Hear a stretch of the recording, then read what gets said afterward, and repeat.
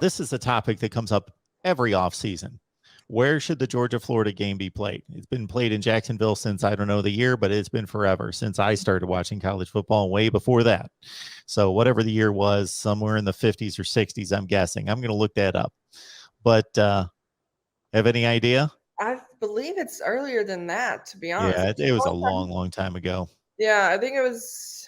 Ooh, thinking this is. Why don't I? I'm going to look it up while you're talking. But so some people want it to be home and home. Other people say, hey, this is unique. It's like Oklahoma, Texas playing Dallas every year. It's a unique flavor in the rivalry. It's not, of course, exactly halfway. It's more on the Florida side, but whatever. It's when you look unique. at travel, it's tradition. It's all that. So what are the pros and cons of this location situation with Florida, Georgia? I'm one of those people that think it should stay in Jacksonville forever. I don't think it ever should move because it is one of those unique moments in college football where they play on a neutral field. And there's only I think you have Navy. I don't hold me to that, but Oklahoma, Texas, Georgia, Florida, and Navy, and whoever they play on their neutral field. I can't think of it all. Navy. Yes. Those are the three neutral-sided games that are in the middle of the regular season. Sure, we have like the kickoff games and stuff now, but these are traditional neutral site games that just fire fans up. And why are we going to give Oklahoma, Texas the only opportunity to be that in the Power Five? I mean, no. Like Georgia, Florida is a tradition unlike any other. You split the stadium down the middle.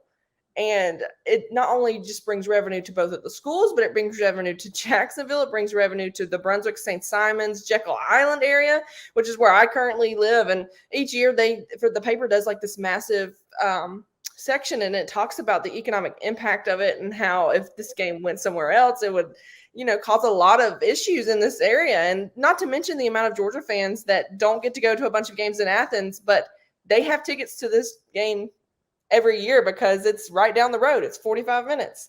And, the whole argument is that Kirby was like, well, we don't get to recruit, so we miss out on it. Yeah, 1933. I was going to say like the 30s, but I couldn't remember if it was that far back or not. But, I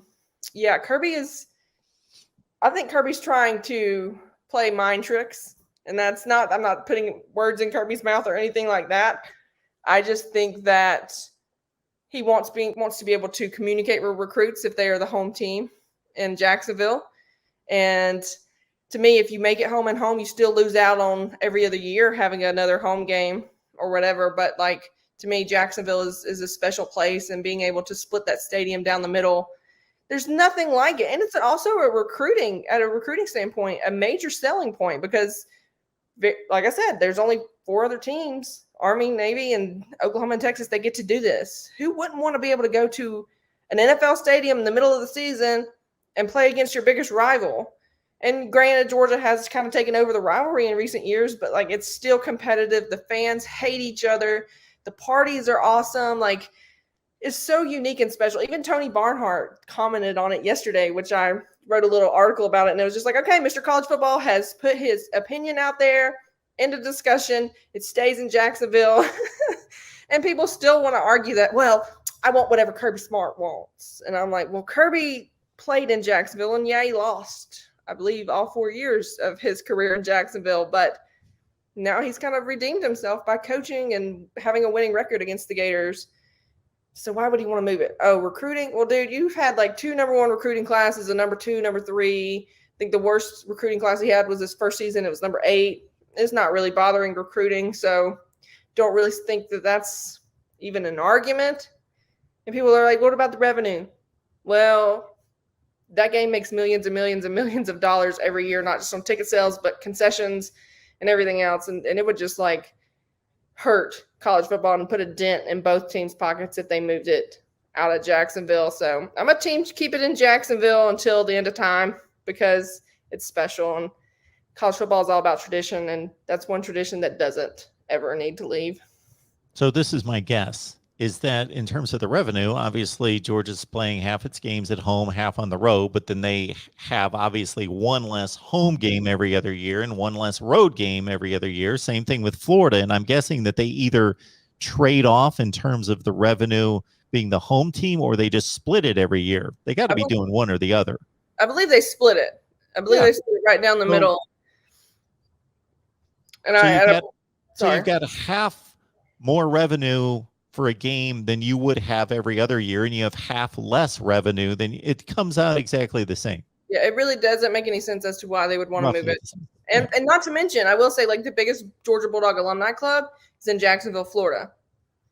Those people alone will want to keep it in Jacksonville because it's right there in their hometown.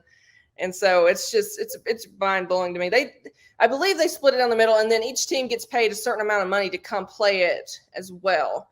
I don't remember the exact details or anything. I usually have it right there in my head. When it gets closer to Georgia, Florida, I'll bring it back up and do the history and everything like that. But yeah, both teams get compensated fairly well out of it. And if they didn't get that compensation, they would lose out on it every other year. And I don't think they would be able to make it up in other places if they did decide to go home and home. And even some people are like, well, why don't we do Atlanta, Jacksonville, Athens, Gainesville? And I'm like, that's too much. People would get confused as to where it is.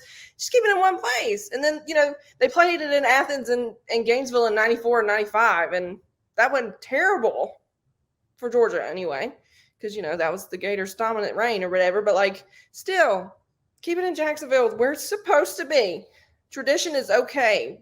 College football is moving so far away from tradition nowadays. And it's just like, stop. This is what makes college football special and unique. Like, love it for what it is. And keeping that game in Jacksonville is doing that. And I don't care what anybody says. They can come after me in the comments. I will sit on this hill until the day I die. It should stay in Jacksonville.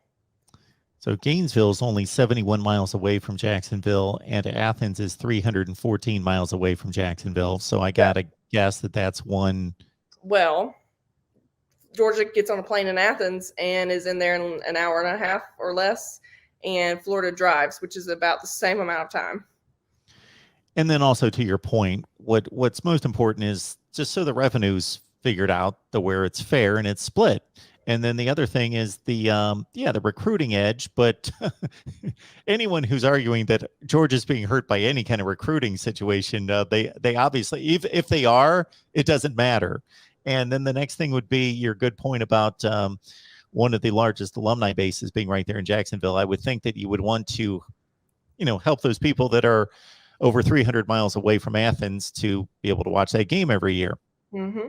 As someone who has done the 5-hour drive from Brunswick to Athens for the games and stuff after covering Friday Night Lights, like, being able to go 45 minutes that next morning to Jacksonville was absolutely great, because it's just like, okay, we have it's in our backyard, we get to enjoy it. And then seeing the amount of people that come to Brunswick, St. Thomas, and Jekyll Island for that week, it's huge. It's like almost just as, like, they make just as much money that week, if not more money, than they do during the busiest time of summer when the tourists are here anyway. So it would hurt the economy down here. And I don't think people really realize that either. It's like, that's a major point of the whole thing of being in Jacksonville, is like, it's an economic boost for that city.